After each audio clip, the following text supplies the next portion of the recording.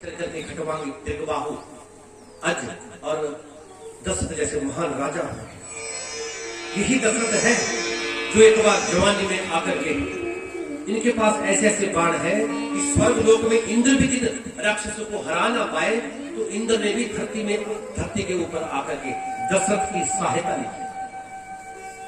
देवासुर संग्राम में इंद्र के साथ गए, वहां साथ में रोहिणी कैकेयी को ले गए और एक बाण अचानक युद्ध के अंत समय में इनकी ओर आया तो उसी वक्त कैकेयी ने अपना हाथ आगे लगा दिया और उस बाण को रोक करके इनके प्राणों की रक्षा की। कहा, देवी तुम तो बड़ी वीरांगना हो, तुम कोई वरदान मांगना। कहा, समय आने पर मैं अपने आपसे वरदान लूंगी। कहते नहीं, एक नहीं दो मांग लो। अब पत्नी के प्रेम में आके बोल बैठा, उसके बाद भूल गया। प्रभु प्रेमियों, उसी स्वर्ग में इसने देवताओं को जिताया और अपने कुल के देवता सूर्य भगवान की दर्शनों के लिए चला। जैसे ही सूर्य भगवान के दर्शन किए, इन्होंने आशीर्वाद दिया कि चंद्रमा के पास सभी ग्रह के दर्शन करने लगा और शनि के पास जैसे ही पहुंचा तो शनि भगवान ने कहा, हे दशरथ, मैं जिसके ऊपर कृपा करता हूं ना उसकी ओर देखता है। आप बहुत ही धर्मात्मा राजा हो, ये नहीं मानना नहीं, मुझे आपके दर्शन करने हैं। शनि देवता घूमे, उनकी दृष्टि पड़ी, स्वर्ग से इसका पतन हुआ और पृथ्वी लोक पर आके एक ऊपर से गिरता हुआ आ रहा है। एक जटायु नाम का पक्षी है, उसने इसे अपने पंखों पर धारण कर लिया। आधे रास्ते में बड़ा बली है और भगवान का भक्त है और पूर्व जन्म का तपस्वी है। इसने पहचान लिया यही वो दशरथ है जिसके घर में राम पैदा हो। दशरथ बड़ा प्रसन्न हुआ, जटायु आज से तू मेरी और तुम्हारी मित्रता की संधि और तुम कुछ मुझसे मांग लो, तुम तो पक्षी हो, मेरे ही राज्य में रहो। कहा नहीं, मैं स्वतंत्र रहने वाला हूँ। हाँ, मांगने की बात कर रहे हो तो एक चीज मुझे दे देना, जब भी तुम्हारी कहीं संतान जो होगी उसे तुम मुझे दे देना। अभी संतान थी ही नहीं, खुद भी जवान था। और उसने क्या किया, अपने आशीर्वाद दिया उसे और वचन दिया और पहुंच गया आकर के। और एक दिन अपने बाण को उठाया और चल पड़ा जंगल की ओर। आज ये इतना भटका से कुछ शिकार ही नहीं मिल रहा है। और उधर से एक परम भक्त है जिसका नाम है श्रवण। और भक्त किसके हैं, अपने माता और पिता। देखिए संतान ने कैसी होगी आजकल, बड़ी दिक्कत हो गई माता पिताओं को। माता पिता के परम भक्त है और क्या हुआ कि इनके माता और पिता के संतान नहीं होती। इन्होंने भगवान की उपासना की और कई वर्षों तक उपासना करने के बाद जब भगवान सामने प्रकट हुए तब भी भगवान ने कहा कि हे ऋषि, हे देवी, तुम्हारे भाग्य में संतान नहीं, अगर संतान है भी तो उसे देखने का योग ही नहीं है। अब बताओ क्या करें। इन्होंने कहा, भगवान संतान हो जाए उस पुत्र को हम देखेंगे नहीं, जब सामने आएगा तो अपनी आंखें बांध लेंगे। नहीं रह पाए, भगवान से वरदान ले ही लिया। और अब जैसे ये बच्चा प्रकट हुआ ना, जब वो रोने लगा, उसका मुख देखने को दोनों माता पिता ही तरसे। अरे बच्चा पैदा किया, खुद ही न देख पाए। बड़े दिन हो गए। एक दिन ये माँ अपना आपा खो बैठी, नहीं मुझे चाहे अंधा होना पड़े पर मैं अपने पुत्र के दर्शन करूंगी। इसने दर्शन किए और आंखों से अंधी हो गई। पिता से भी नहीं रहा गया, उसने भी दर्शन किए, वो भी अंधा। ओह, इतना प्रेम पुत्र के प्रति ये देखने के लिए अपनी आंखें खोली। ये बड़ा हुआ, जब इसे पता चला कि तुम्हारे माँ बाप ने तप के द्वारा तुम्हें ग्रहण किया है तो इसने अपना सारा जीवन अपने माँ बाप को ही दे दिया। माँ और पिताजी को कहा, हे माँ पिताजी, हम आपको चारों धामों की यात्रा करवाना चाहते हैं। माँ ने कहा, पुत्र सुनो, मेरे जो प्राण है ना और आपके पिता के जो प्राण है अब तुम्हारे बीच में है। तुम हमारे लिए तो पिंजरा हो, जैसे पिंजरा होता है ना। कभी कोई ऐसा कार्य मत करना कि जिसे तुम्हारा अहित हो। जिस दिन तुम्हें कुछ हो जाएगा उस दिन हमारी मृत्यु निश्चित है। जब ये शब्द कहे तो विरह से युक्त शब्द देख करके हैरान हो गया ये पुत्र। कहा, माँ पिताजी, मैं वचन देता हूँ आपका साथ जिंदा जब तक ये शरीर है कभी नहीं छोड़। बहंगी में उठाया और यात्रा के लिए निकला। उधर से धनुष उठाया और शिकार के लिए निकला है। कौन? दशरथ। आज इसे कोई नहीं मिल रहा, भटक रहा है। बड़ी दूर जाकर के एक सरोवर से आवाज आई, लेकिन दिखता कुछ नहीं। इसने सोचा, ओ कोई हिरण होगा, कोई सिंह हो, सामने जाऊंगा तो ऊपर पड़ेगा। इसने एक बाण को सिद्ध किया है, जिस बाण का नाम है शब्द भेदी बाण। सिर्फ उस शब्द के ऊपर ही छोड़ना होता है। जिस तरफ से शब्द आ रहा है वहां को छोड़ेंगे और उस जीव के ऊपर जाके ही अटैक करेंगे। उस बाण को छोड़ा। जैसे ही बाण को छोड़ा, बाण ने अपना काम कर दिया। क्यों? क्योंकि बाण मंत्रों के द्वारा सिद्ध था।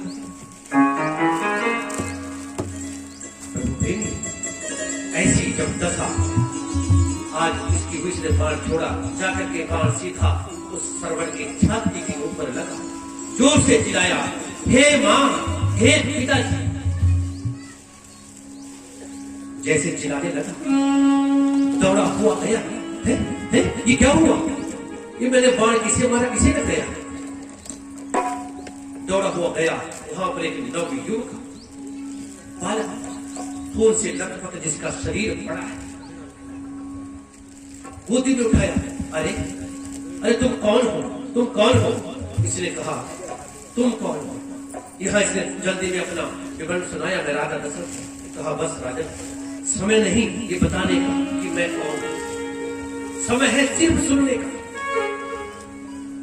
अब सुन लो, मैं श्रवण हूं, जिसे तुमने बाण मारा। अब मेरी तो मृत्यु बस कुछ सेकंड मिनटों में होने वाली है, लेकिन मेरे बाद अब 2 जीव अभी मेरे माता पिता पीछे वहां जल पीने के लिए बैठे थे। मैं जल के लिए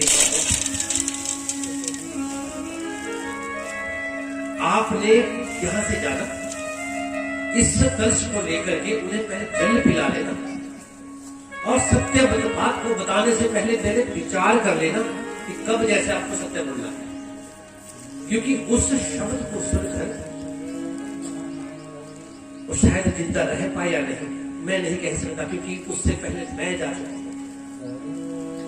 इसने कहा, नहीं नहीं, मैं तुम्हें औषधि दिलाऊंगा। नहीं, जहां ये बाण लगा है, ये शब्द विधि बाण, हमारे समाज में भी ऐसे शब्द कई बार लोग बोल देते हैं कि हमारे शरीर के ऊपर लगते हैं और सारी जिंदगी के लिए फिर अंदर से मर जाता है। आज ये शब्द विधि बाण लगा, घिरा हुआ ये श्रवण, इसने कांपते हुए हाथों से कलश की ओर इशारा किया। उस कलश को उठाया, जाओ राजा जाओ, मेरा कहा संस्कार बाद में करना, पहले मेरे माता पिता को जल पान करवा देना। माता पिता के पास पहुंचा, देखा सामने 2 तपस्वी बैठे, कांपता हुआ शरीर लेकर के पैरों की खड़ाओं की आवाज आई। माता और पिता ने कहा, अरे ओ कौन? पुत्र पुत्र पुत्र श्रवण, तुम? अरे अरे बोलता क्यों नहीं? ऐसा मत किया कर। हास और परिहास हम जैसे अंधों के साथ नहीं करते। पुत्र, अगर तू 2 घड़ी के लिए चुप हो जाए तो हमारे प्राण निकल सकते। ये आगे बढ़ा और इसने जैसे ही कलश रखा तो सूखे पत्तों के ऊपर आवाज आई। यहाँ पिता थे, हाथ आगे की ओर बढ़ाए और कलश को छुआ और कहा, पुत्र ये तो बता कि हमने कोई ऐसा अपराध किया है जिससे तुम असंतुष्ट हो गए? उस अपराध को का कोई दंड हो तो हम प्राण देकर भी पूरा करें, लेकिन अपनी वाणी को रोक ना करो, अपनी वाणी को रोको ना। प्रभु प्रेम, इसलिए माता पिता को कहते हैं कि मातृ ऋण और पितृ ऋण से मुक्त होना आसान नहीं है। आज इनके बीच में जो वार्तालाप चला, एक चुप बैठा है और बोलने पर मजबूर हो गया और कहा कि पहले जल पियो फिर अगली बात करते। ये आवाज हमारे पुत्र की नहीं थी। अरे हम अपने पुत्र को उसकी सुगंध से पहचान लेते। हमने तुम्हें पहले ही पहचान लिया था जब कलश तुमने पास में रखा था कि ये वो सुगंध नहीं है। हमारा पुत्र कहाँ है? जल तो बाद की बात है।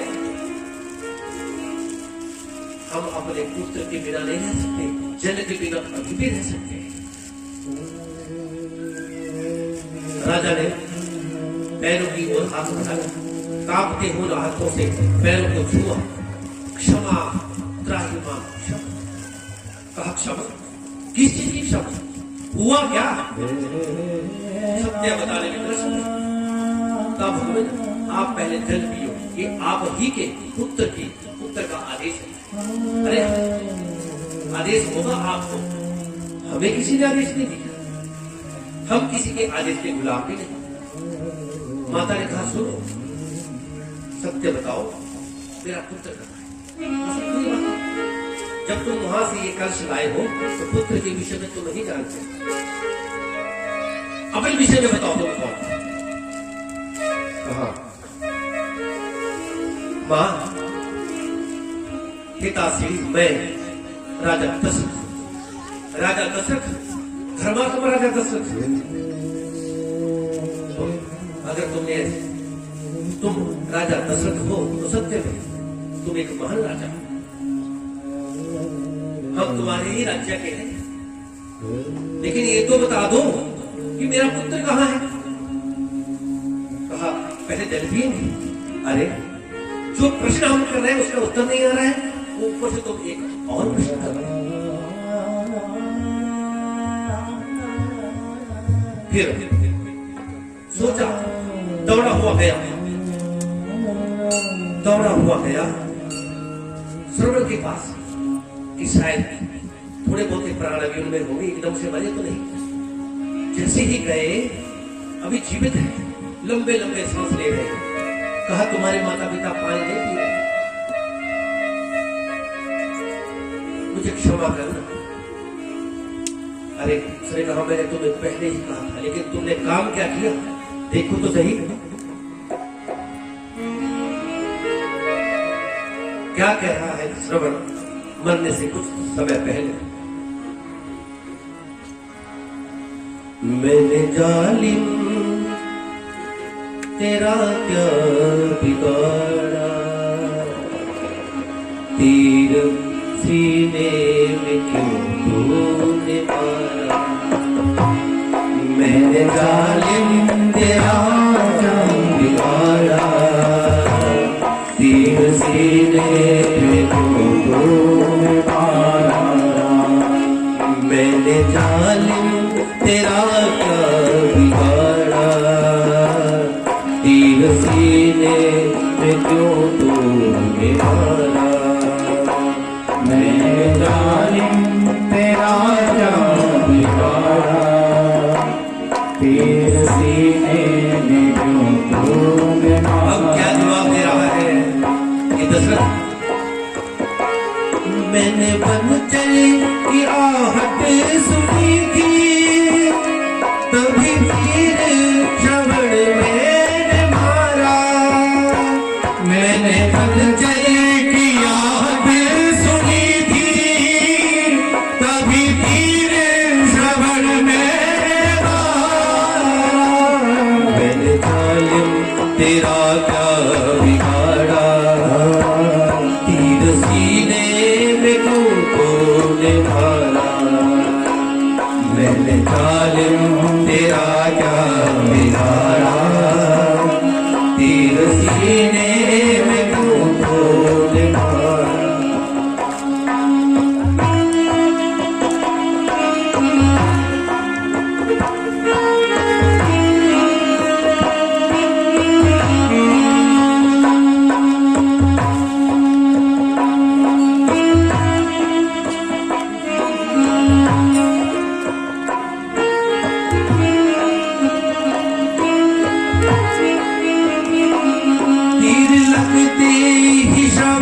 चिल्लाया, मुख से माता पिता निकल पाया।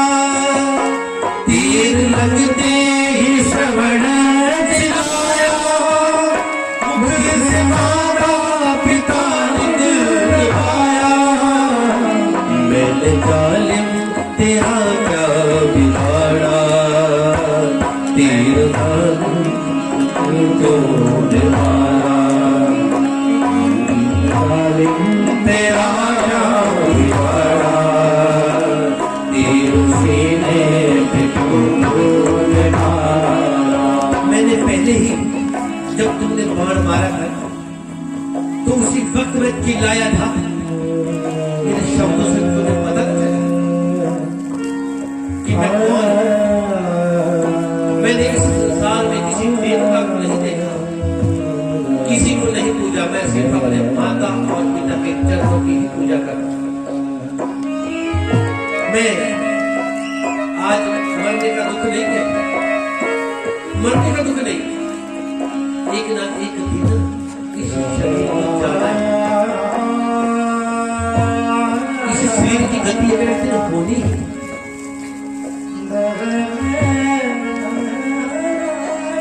लेकिन जिनको छोड़ करके जा रहा हूं उनका क्या हो? अरे राजा, तुमने ऐसा अपराध किया है जिसका दंड मैं तो तुम्हें नहीं दूंगा, लेकिन ये प्रकृति जरूर देगी। हो सके तो मेरे माता पिता को संभाल देना। चीख सुनते ही दशरथ है आया, श्रवण को देखते ही है चिल्लाया। चीख सुनते ही दशरथ है आया, श्रवण को देखते ही वो है चिल्लाया। मैंने जालिम तेरा क्या बिगाड़ा, मैंने जालिम तेरा क्या बिगाड़ा। तीर सीने में क्यों तूने मारा, मैंने जालिम तेरा क्या बिगाड़ा। तीर सीने में क्यों तूने मारा। ऐसी अवस्था, ऐसा वो वियोगमय वातावरण, आज आंखों से आंसू और हृदय से खून निकल रहा है। लहू की धारा से वो नदी भी लाल हो पड़ी है। एक जवान के अंदर उभरती हुई जवानी आज शरीर खून से लथपथ, धोती वस्त्र नहीं पड़ा है और अंतिम सांसें गिर रहा है आज ये श्रवण। माँ, माँ, पिताजी, आज मुंह में खोया है माता पिता ने। मरने से पहले भी उन्हें ही आवाजें लगा रहा है और ये सोच भी रहा है किस काम आई वो तपस्या। मेरे लिए तपस्या की कई हजार वर्ष और मुझे देखने के लिए अपनी आंखें खोली, और जब मैं इस ऋण से मुक्त होने वाला था तब आज वो कर ना पाया। अब कहां जाऊं? ये शरीर अब चलने से भी रह गई, इंद्रिया अब स्थिर होने जा रही, आंखों के आगे अंधेरा छा रहा है। उस राजा की ओर देखा, अरे राजन, अब तुम्हें भला करो या बुरा, उससे क्या फर्क पड़ता है। जिसके लिए जीवन था वो अपना जीवन अब पार नहीं कर सकता। अब क्या कह रहे हैं? अंधे माता पिता बनने से राह देखते होगे हमारा। अंधे माता पिता बनने से राह देखते होगे हमारी। अंधे माता पिता बनने से राह देखते होगे हमारा। अंधे माता पिता बनने से राह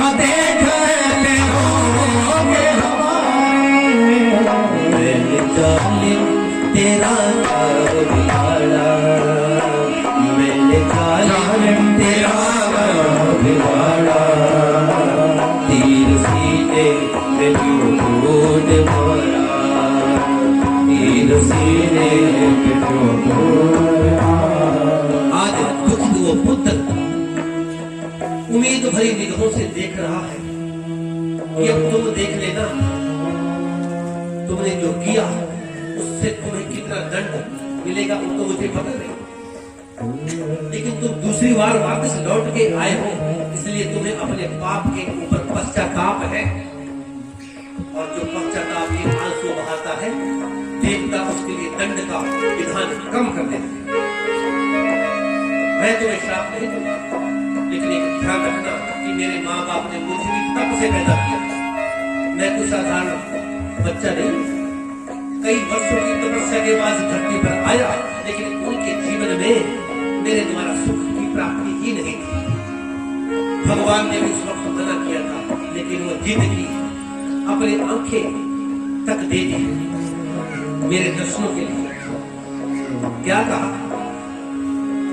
तूने अंधे की लाठी को तोड़ा, एक में ही था शर्वण सहारा, तूने अंधे की लाठी को तोड़ा, एक में ही था श्रवण सहारा, तूने अंधे की लाठी को तोड़ा, एक में ही था श्रवण सहारा, तूने अंधे की लाठी को तोड़ा, एक में ही था श्रवण सहारा, एक में ही था श्रवण सहारा, एक में ही था श्रवण सहारा, मैंने जालिम तेरा क्या बिगाड़ा, तीर सीने में क्यों तूने मारा। अब अंतिम सांस गिर रहा है, अब इसकी जो वाणी थी वो मौन होने लगी। अब दो शब्द बोलने की सोच रहा है, लेकिन एक ही शब्द मुख से निकल रहा है। कहना था माँ और पिता को देख लेना, यहाँ कह रहा है माँ और पिता शब्द निकल रहा है। चलो खींच खाच के पिता निकाला, अब देख लेना शब्द मुंह से नहीं निकल रहा है। क्यों? क्योंकि अब वाणी जो थी, संसार के शब्द जो थे वो भी खत्म हो गए। सब कुछ लिखा है संसार में, जिस दिन हमारे शब्द पूरे हो जाएंगे एक भी शब्द अगला नहीं होगा। बड़ा दुखी हुआ, एक शब्द कहा, दशरथ कहते सुनो मेरे प्यारे, कोई बद चले नदिया किनारे, दशरथ कहते सुनो मेरे प्यारे, कोई बद चले नदिया किनारे, दशरथ कहते सुनो मेरे प्यारे, कोई बद चले नदिया किनारे, दशरथ कहते सुनो मेरे प्यारे, कोई बद चले नदिया किनारे, कोई बद चले नदिया किनारे, कोई बद चले नदिया किनारे। अब दशरथ ने फिर अपने शब्द कहे विनम्रता पूर्वक, लेकिन यहाँ उसने कहा सुनो, अब तुमने क्या सोचा, क्या मुझे छोड़ो, अब समय बहुत कम है, अब जाओ। फिर माता पिता के पास गया, कहा हे ऋषि पत्नी क्षमा क्षमा। अरे फिर अभी तुम गायब हो गए, अब आगे क्षमा मांगने लगे। हम तुम्हें क्षमा नहीं करेंगे, ऐसा नहीं है, लेकिन अपनी गलती तो बताओ। क्षमा किसी गलती के लिए की जाती है, ऐसे कैसे? कहा भगवान जो गलती मैंने की है उसके लिए पता नहीं तो मुझे क्षमा करोगे क्या नहीं। कहा पहले गलती बताओ, तुम्हारे शब्दों से हमें आशंका होगी, क्योंकि अभी तक हमारा पुत्र नहीं होता। उन बातों को जाना, समझा, जाना।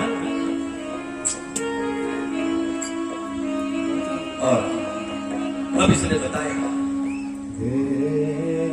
क्षमा करना, तुम्हारे पुत्र की छाती के ऊपर मेरा शब्द भी नहीं, और बस ये सुना तो मां की आवाज ना खुली, मां की आवाज नहीं बंद, ये भी ना कुछ पाई कि अभी है या नहीं। और उसी वक्त जो सांस ली थी वो ले रखी, दूसरी सांस ले ना पाई।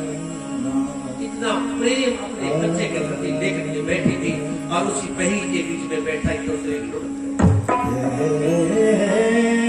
अब इसकी आंखों में भी आंसू है, ये राजा भी रो रहा है, और इधर ये ऋषि, इसकी आंखों में आंसू, क्रोध, और पास में ही पड़ा वो कलश।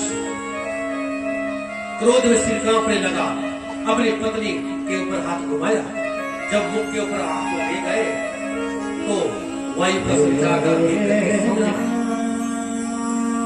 अरे राजा दुष्ट, तुझे धार्मिक राजा कहे बैठा था, ऐसा पाप करके बैठा। बता, ये तो बता, अब मैं कहां जाऊंगा अकेला? मेरे बच्चे को मार दिया, उसी ही के वियोग में मेरी पत्नी भी चली गई। उसे कहा भगवान, मैं तुम्हें अपने साथ ले जाऊं। अरे तेरे साथ जाके ये भी मैं क्या करूं? जिनके लिए ये जीवन था वही चले गए, अब मैं जी के भी क्या करूं? जिनके लिए हम जीते हैं ना, अगर वो ही ना हो आगे तो फिर शरीर का प्रयोजन क्या है? तुमने हमारे को जिंदा मारा है कि राजा, मेरा पुत्र मरा है, मेरी पत्नी मरी है, अब मेरे जीने का क्या लाभ है? उसी वक्त हाथ में जल लिया। हे राजन, जिस तरह से पुत्र वियोग में आज मैं तड़प रहा और मेरी पत्नी तड़प तड़प करके मर गई है, मैं तुम्हें श्राप देता हूं, तुम्हारी मृत्यु भी पुत्र के वियोग में तड़प तड़प करके होगी। आज इस राजा के हाथ पैर शरीर का कोई ध्यान नहीं, लुट गया सब कुछ। राजा होते होते एक लाल बन गया। ऐसा समय आता है जिंदगी में जब हमारे पास सब कुछ होता है और लगता यह है कि कुछ भी नहीं। वहां से उसी वक्त उसके पिता ने भी प्राणों को छोड़ा, उनका देहावसान हुआ। राजा के महलों में राजा पहुंचा, बड़े दिन तक दुखी रहा। आहिस्ता आहिस्ता वो घटना थोड़ी कम हुई और फिर श्रृंगी ऋषि के द्वारा यज्ञ कराया गया वशिष्ठ जी के माध्यम से, और उस यज्ञ में जो खीर बनी उस खीर को तीनों रानियों को दिया। लेकिन जैसे ही सुमित्रा के हाथों में खीर गई, उसे एक कौवा ले गया और अंजनी पर्वत के ऊपर जाकर के उसके मुख से उड़ोना गिरा और मां अंजनी ने उसे इधर दो ही पात्र बचे। यहाँ कौशल्या ने और कैकेयी ने दोनों पात्रों में से खीर निकाली और अलग अलग दोनों ने सुमित्रा को खिलाई। पुत्र होने थे 3, अब पुत्र हुए 4। और कुछ समय बाद यहाँ ये चतुर्भुजी नारायण अलग अलग रूप लेकर के प्रकट। बोले सियावर रामचंद्र भगवान की जय। प्रभु प्रेमियों, बड़े हुए दंडक वन में गए। दंडक वन प्रभु पावन की समय नहीं, लेकिन आज समय आपको निकालना पड़ेगा।